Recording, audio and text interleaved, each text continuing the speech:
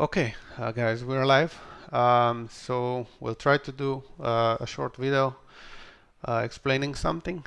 Thanks for joining. We are Handcash team, obviously. I'll introduce myself. I'm Ivan. I work basically more in the back end for the infrastructure part. Maybe you just say a few words so the audience will know where you. Yeah, sure. My name's Brandon. I work with Yvonne, and I can call myself a UTXO developer for today. I'm Yeah, Brett Dampy. I'm the head of sales at Handcash. my name is Alexei, and I joined Handcash at the beginning of this year. I'm working as a full stack developer. My name is Jay, and I work in the tech support department. Okay, we made a full circle. So the idea is here is for me to present a bit a concept related to scalability of blockchain, more specifically Bitcoin in this case. I want to dump this down to a very basic level, leave all the Bitcoin things that sound complex but really aren't apart because they are irrelevant when it comes to this. Um, and we'll see how it goes. So for start, if we look at like one relatively standard transaction, um, first thing I'm going to simplify here things. We're going to talk about addresses because that's more familiar with people, but we all know those are scripts, so it can be something else than just an address. But if we dump down one transaction, what does it have? It basically have some inputs and then outputs. Uh, and we could think as transaction to be something like something that is translating state. I'm going to try to draw down this a little, but it's very simple. Something like it had inputs and had outputs, right? And it's transitions a state. So I was thinking about some with this. Let me try to make a new image. How could I draw this in a simple way? Uh, so I was thinking, okay, what do we have? We have transaction, we have inputs, and we have outputs. So I'm gonna write this down here. I know that will be super simple for you because you are, working with this. Uh, but still, That part is the transaction ID. yeah, we're not gonna go into those details. We're gonna just really talk about on a high level.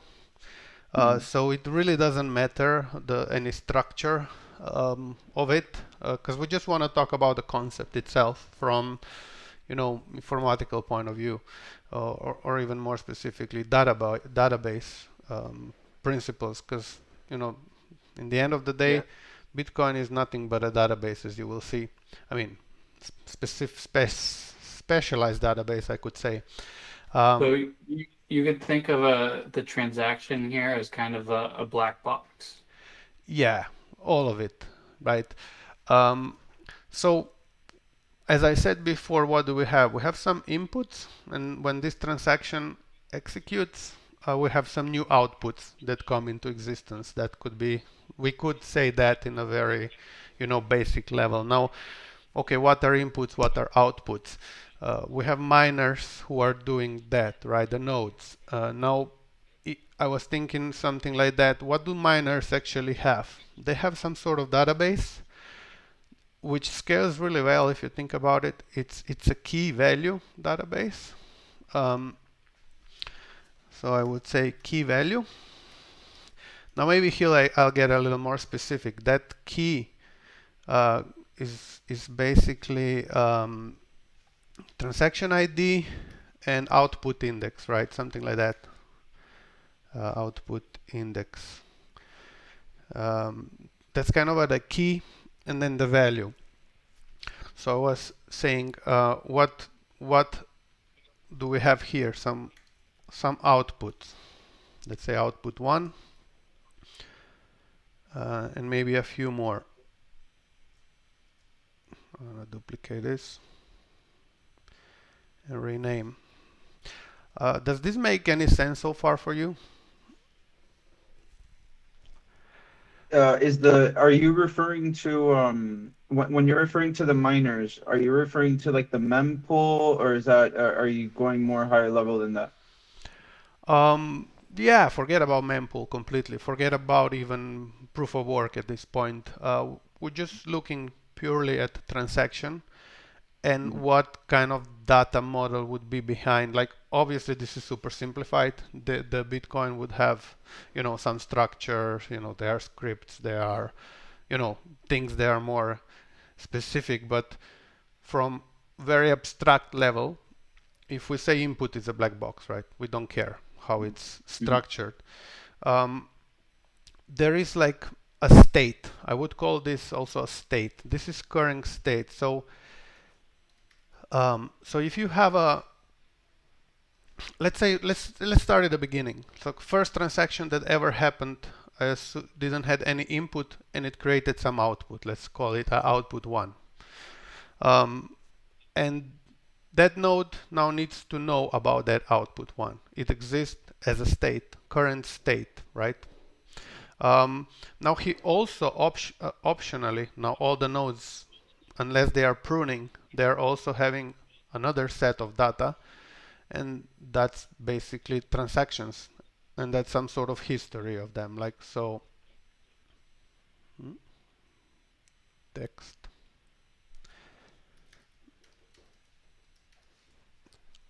Transactions. So in order, if you want to progress, you need to be always aware of the current state based on all the transactions that already happen. Do you have some questions here, or if that makes sense so far?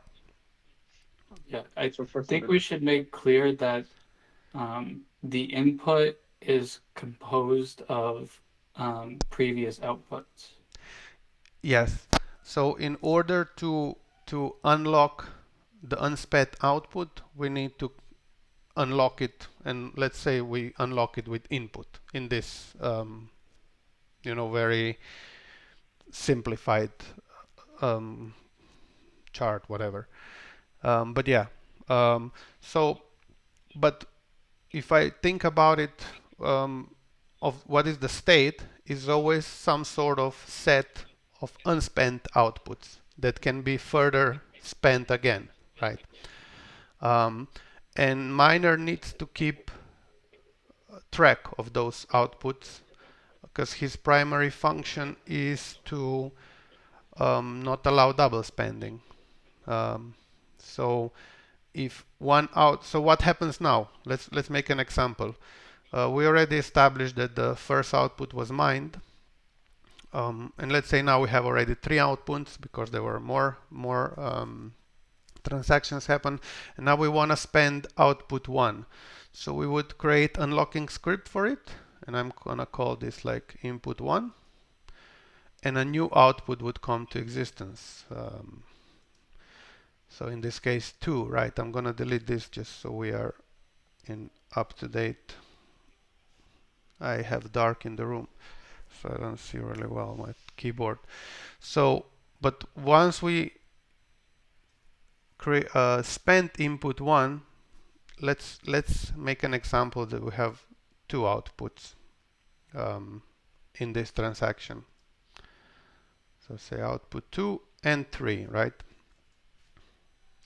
It's gonna make it more interesting. So what happens? Miner now has to put in this key value database 2 new outputs that were created due to this transaction, and delete output 1, which doesn't exist anymore. So now this is the new state of current UTXO state, and miner does that for every transaction, for the whole database, for the whole, basically for the whole blockchain, right? Yeah. That makes I would sense. even rename, to be more accurate, input 1 to output 1, so it's more clear. Yeah, I just wanted to make a distinction because basically output 1 was something that existed before this Yeah. transaction. But if you look from the level of transaction, yes, that would be 1 and 2. I just wanted to distinguish them. No. I'm saying input 1 is going in, or output 1 is going into the transaction. Yeah, I just change it to input. Yeah, it could be output. It's a bit weird for me because it's an input to transaction, but it's not Yeah. exactly the output. It was unlocking script for the output, right? So that's why I rename it to input. But maybe I'll just call this unlocking script 1 that unlocks output 1. You know, that's we're getting very specific now already. Bitcoin, which I try to avoid. Um, so never mind. So yeah, I guess we kind of covered very basic concept of, we have a state, we have something that changes the state, and that's transaction. And if we draw some parallels, every database has something like that. You make a transaction, and then data changes, and that data could be a state if you look at it. So whichever database in Mongo, that would be like something like oplog, I think. And some other databases you have this kind of. So what this also means that you can always replay or come to the state if you have transaction history, right? So if you take first transaction that ever happened and go all the way to the today, you will get exactly the same state. And even if you lose it and get it again, you can rebuild it, because this is something that it's keeps getting calculated, the state, right? I call this the state. And in a very basic principle, it's a key value. It's very simple structure. Something that has key, obviously there's balance and some things like, but I don't want to go there. It's not important for this uh, concept. So yeah, and as I mentioned, miner could theoretically prune those transactions if he maybe make a snapshot of current state and then just start saving transactions from there on. So that's also a very common principle with databases that have backup. They would keep op logs for maybe, depends of how you configure it, and you can always, come to the latest state in case if you lost this particular part of data. So you can always recreate it if you have those transactions plus a snapshot. Okay, so why am I going into this?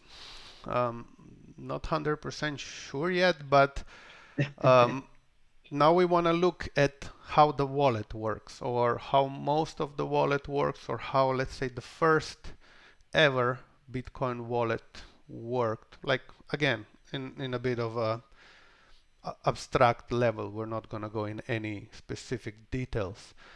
So wallet was very highly coupled with the node itself, right? Wallet is basically part of the same code. If you look at Bitcoin node in the beginning, well, still is, I guess, in some implementations. So if you wanted to check your own balance, right now node would have every output there is for everyone, but you really care just about yours, right? You don't care for someone else's outputs. If you want to display balance of your own wallet, for example. So you have two options here. So one very simple would be, let's just ask directly into this part of the database, and let's say for address or subset of address, let's say address 1, and maybe also address 2. Give me the current state for them, and you would get this output is maybe yours 3, and let's say another one, and let's say you have 5 bitcoins. Because you were able to just directly ask what is the current state to the node. Sounds very simple, right? And you get the balance. You just need to give him some subset. Now here you have a first problem. What if you want to be a little more, private, and you don't want to reuse the same addresses? Then this kind of a grows, like you have address 1, 2, and every time you make a new transaction or you get a new deposit, you have more and more addresses, and it can kind of a blow up, and maybe this is more hard to compute than if you have less. So that's already maybe a first thing that I want to mention. Those addresses keep on growing if you go with this principle. Now the other thing you can also do is, instead of, maybe you don't have access to this, you can go to the logs. Like, so if you have all the transactions that ever happened and were involved with one of those two addresses, you can take the transactions and replay them with this mechanism and recreate the state the same as this one, but it's going to be a subset which will only have outputs that are yours, right? So those are kind of two approaches of how you can get your balance or your outputs that you can spend. Does this make any sense so far, or you think we need a few more words? So far, so good. So far, so good. Okay. If you have any questions, just stop me. I want to be sure that this makes sense and it's understandable. So yeah, so as I mentioned, you would have a node and a wallet, and all in one, like something like that. This is now basically a wallet. Wallet plus node as a background. So it seems like a big overhead to have every transaction just so you can have a wallet, right? And know about every transaction, and other overhead that comes with it, like checking proof of work, checking validity of all the other transactions, etc., etc. So they quickly realized, yep. Apologies, but can you actually backtrack a little bit? Because I'm looking at an empty box that's pointing at the box where it says transactions. Can you clarify what that box is one more time for me, please? Yeah, I don't think I make this really well, but what I wanted to present here is some subset of of I named this key value database, basically balance subset of, it's a subset of this part here, unspent out, subset of unspent outputs, but only relevant to you. So I don't know how to draw it, so I'm gonna try to explain it again. But as I said, you can ask directly here based on address 1 or 2, or you can do the same and get the transactions, but then you need to also, on top of it, execute those transitions so you can get your outputs based on transactions. If you think what miner does, miner execute transactions to change the state, but you can do it yourself as a wallet if you think about it. You don't need to always ask him, oh, what's the current state? Well, if I know that those transactions happened in the real world and I have them locally, I can get to the same result. But it's obviously going to be a subset because you don't need all of them. You just need some of them, the one that you're interested in. Does that make sense? Yep. Yeah. And so then output 2 and output 3 together equal 5 Bitcoins. Is that what you're putting there? Yeah, I just give an example here. So if I'm asking those two and their own, maybe I should put another one with balances, and that would make it more clear. So miner would have at this point, maybe this is 5, and I'll put BSV 3. Let's say this one have 3 BSV. No, yeah. And let's say that this one has 7 BSV. Let's say that only output 2 is mine. So let's say 2 and 3, and then we'll say my balance is 8 Bitcoins. Okay. And then you might want to change the last output to like output 4. Yeah. I hope that makes it more clear now.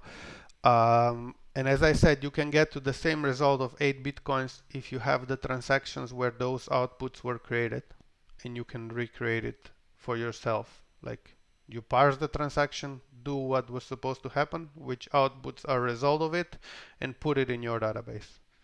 And Actually, you I can, also yeah. I also have another question. You're saying what's 8 bitcoins exactly? Can you explain that part with the 8 bitcoins? That's his balance in this example. Okay. Okay. So it has nothing to do with like the total amount that each output has. It's just Yeah. your balance in particular. So It does. let me just summarize what we're looking at. There's a key value pair that is the global state of all addresses, Okay. and he's trying to depict how you get your balance is by taking a subset of your addresses. Understood. And And okay. so this wallet plus node structure has a lot of overhead because he's looking at the global state versus just the subset of what he needs to know. Okay. I was just okay, that makes sense. I was just a little confused because usually that's a certain amount of subsets of those outputs would equal 8, but I don't really see like anything that actually equals 8 in this example, but I mean you clarified it, so I get it. Yeah. Yeah, like output 2 is 5 and output 3 is 3. Like so I kind of assume Wow. that those two would Yeah, that match equals on those 8. two Sorry. addresses. You have to imagine it I a didn't little. get enough sleep last night. Excuse No, moi. no, Like, it's not clear at all. It's just, you need a little bit of imagination. So don't worry. Thanks for the question. I like it. So it needs to be clear for all of us. So Yeah, yeah, maybe you could draw a box around them to clarify a little bit more. yeah, so 5 plus 3 is 8, obviously. So that's the subset that belongs to you, and then output 4 belongs to somebody else. yes, exactly. Uh, So, you know, now if I want to make it super clear, I should also involve addresses here, right? So output 2 is actually address 1 and output 3 is address 2. I'm not going to write this down, but I'm going to say it so for sure it should be clear now. And maybe output 4 is some other address. This is not yours, right? In this case. But the most important part about this is that there's two ways on how you can get this balance. Like you can get access directly that global state that a node has, which is listening to every transaction that ever happened, and so it has its state. Or you can calculate it if you have all the transactions that were involved by your addresses. Again, I'm simplifying, and calculate it yourself. Like you don't need to go here. So one thing I want to mention is also that miners would want to limit access to those direct database in the node because they want to be competitive, and the more load is it to it, maybe they're gonna lose a block if they need to do something quickly in this key value database. And right now some hundreds of wallets around the world are trying to access it. So you would want to have additional node that is not actually mining and is just replicating this, to go around it if you're mining. Um, so yeah, but now there's one thing.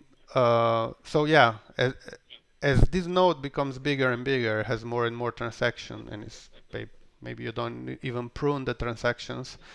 It's kind of becoming heavy for a wallet. Like you want to have wallet maybe on a small device like phone, and now you have all this database on it. Sounds stupid, right?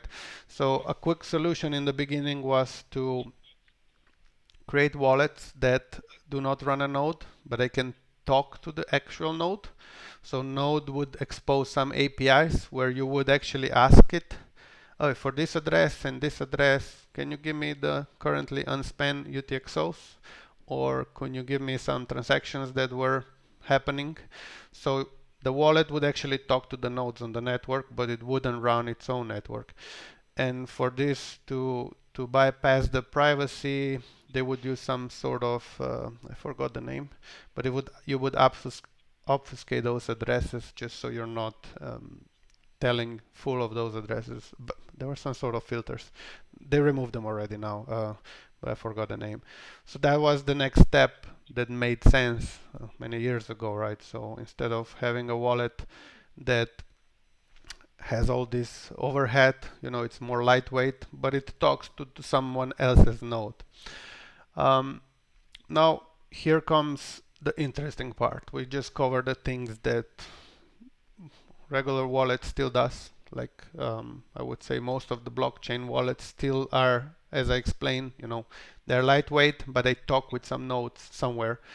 Or you have some service in between, which would either give access directly to node, or it would replicate the data in some other structure somewhere else. We would call this CDN layer, and give you that data for you, like some blockchain service that you would use instead of running the node or accessing to someone's node. So that's basically the third phase that is also probably the most common right now, but is doing the same thing. But there's one thing that I wanted to now show or talk about. So I made a few links here. Is this even opening? That's interesting. That document doesn't refresh. Wait a second. Maybe it has a privacy setting. I don't know. Wait, let me refresh the page. It's like empty. I think I removed the. Anyway, so I need to go to drive. I'm gonna pause a little so I don't show something that I don't want. Yeah, I guess we're back. We're back. I found the paper. So one thing that I want to point out from the white paper, I found some of my old tweets, which were useful for this. Yeah, it's been a while, 3 years. I saw from the abstract, that's the first thing that you read when you have a white paper, and it goes on a purely peer-to-peer version of electronic cash would allow online payments to be sent directly from one party to another without going through a financial institution. And there's another part. What I wrote here is there's two different peer-to-peer contexts, and I'm going to explain more about it. And the other one is we propose a solution to the double spending problem using a peer-to-peer network. The network timestamps transactions by hashing them into an ongoing chain of hash-based proof of work, blah blah blah. So what I wanted to point out here is that we have two peer-to-peer networks. So nodes are the ones that are forming their own network, the nodes, but you as a user of the network are forming another peer-to-peer layer of a network. So if I'm sending money to you, we are peers, but I'm not a peer with a miner, because this is not how peers work. Peers are always something that are on the same level of some structure, like so that's actually explained in networking layer, like you are peer always on the same level. You cannot be peer, like application cannot be a peer to to the pigeon that is taking the data around. Like so this is something I saw interesting here.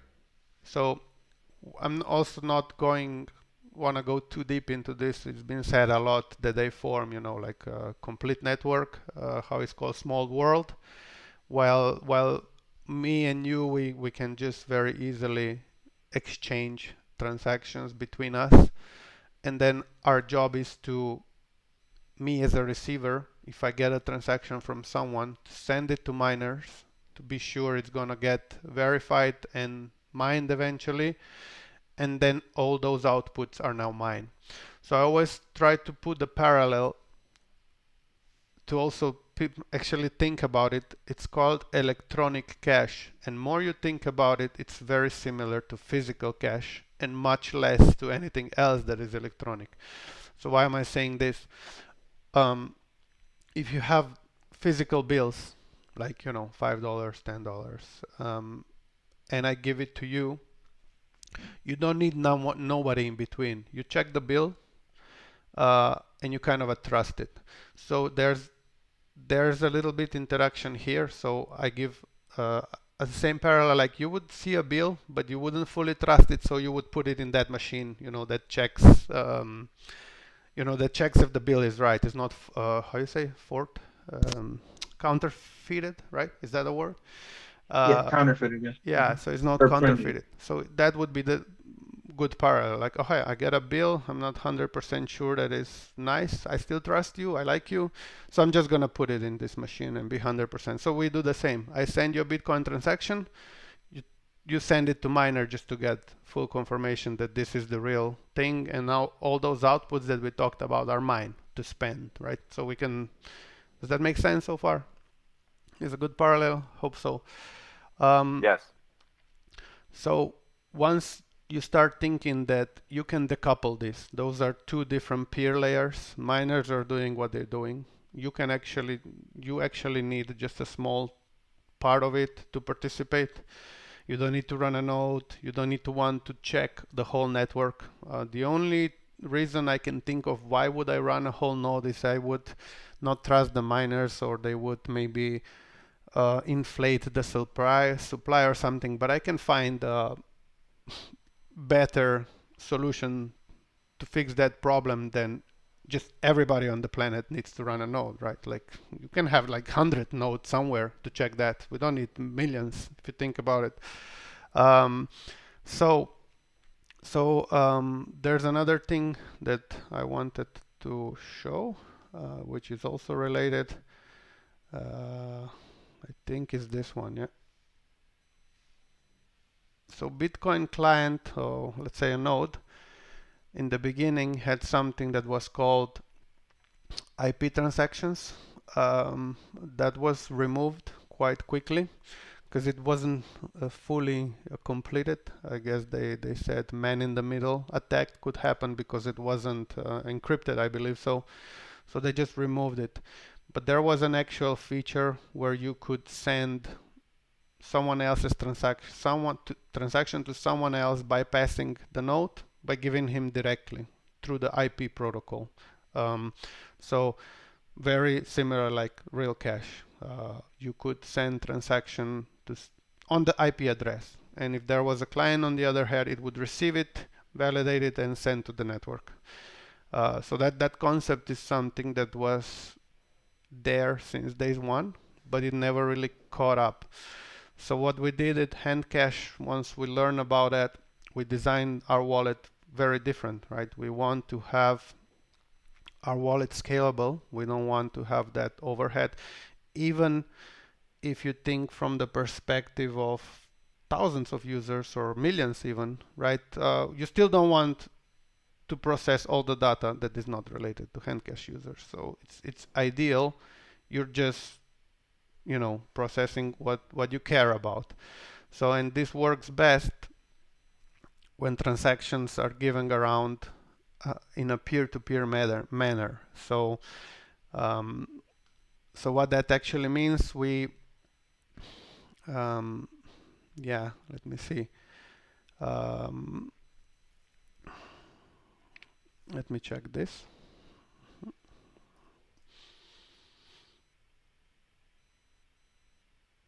Yeah, I always like this picture that I found somewhere. It shows the nodes that are all connected to each other in this sort of small world network, and then there are users who are interacting between each other, and then once they exchange transactions between them, they send it to miners. So now those operations that are needed with the miner network are so simple. Like you would send a transaction, the miner would maybe tell you, okay, that transaction is fine, I'm gonna try to mine it.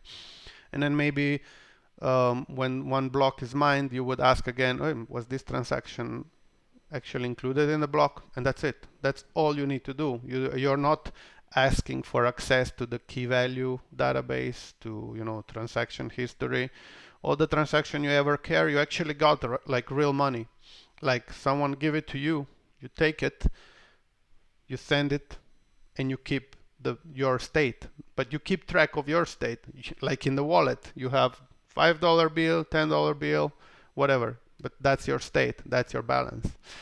Um, so that makes things very scalable, right? You don't run a node. You don't. But you need to decouple. First, you need to forget about asking somebody about balance. You calculate it yourself based on the transactions that happen, and that's very simple because that's straightforward process. So maybe at this point, let me see. Should we include some more topics, or we try to wrap it up? If it made enough sense so far. Yeah, I think if maybe you did a quick like 1 or 2 minute summary of what we covered today, that would put a nice bow on it. Okay, so in the most basic sense, I tried to explain that Bitcoin is basically a specialized database, that it uses transactions to progress its state. That state is the biggest value of a node, so we know how much money is on a particular output at any point in time. You can always recreate some sort of state back in history as long as you have transactions, or basically blocks. Blocks are sets of transactions, and you can do that yourself too if you have the transactions, and you can do that for a subset of transactions. You don't need to do for all of them, or you can just at some point jump in and if this transaction is valid and that this output was never spent, you have money for it. So the second thing I wanted to emphasize is there are two different peer-to-peer networks. One is miners between each other, and then wallets. And once you combine all these things together, you can get a really good scalable architecture. Once users exchange transactions between each other, they have a very simple process where they can get their own current balance. I will be more specific in this case, but that's state in this database of their own. And you always know, now this output 2 is mine, and at some point I'm going to spend it. Now, there is one limit that I didn't mention. The blockchain wallets like to be, like a bit more robust. So you would have maybe several wallets running on the same key. So once the one wallet would change the state in the global database, that state is updated, and other wallets, they can sync to that state. So if you limit yourself to have only one point and exchange peer-to-peer,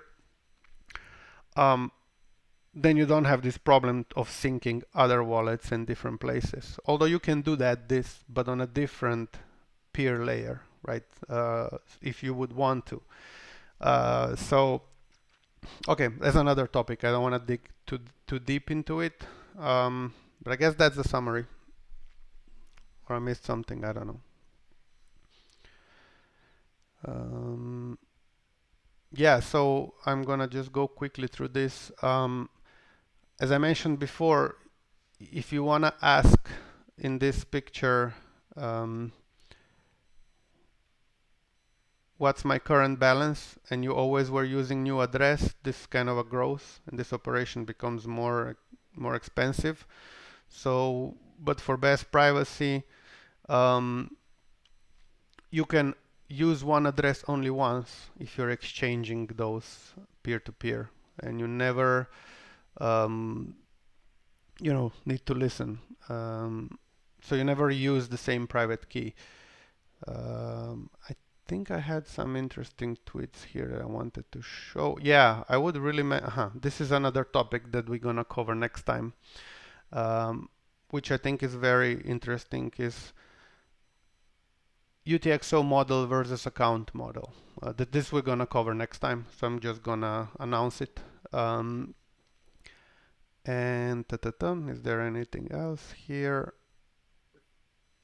Yeah, this was my train of actually interesting. When would you want?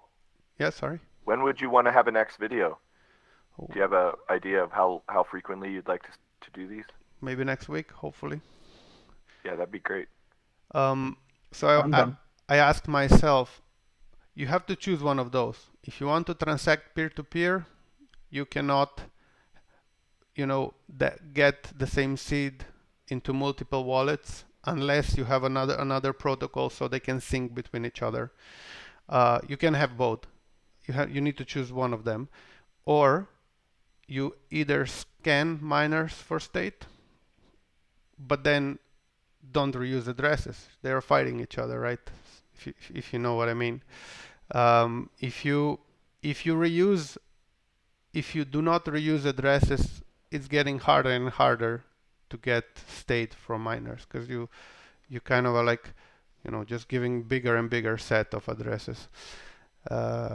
Okay. I actually didn't understand that part. You were saying that you have to choose one or the other. You either transact peer-to-peer, or can you explain that Yeah, part one more time? there's always, we get a critique that we do not give seed to users, so they would be able to import that seed to a different wallet and operate some transactions that could happen in a different wallet, but then we would need to know about them so we could recalculate the current state on our server, right?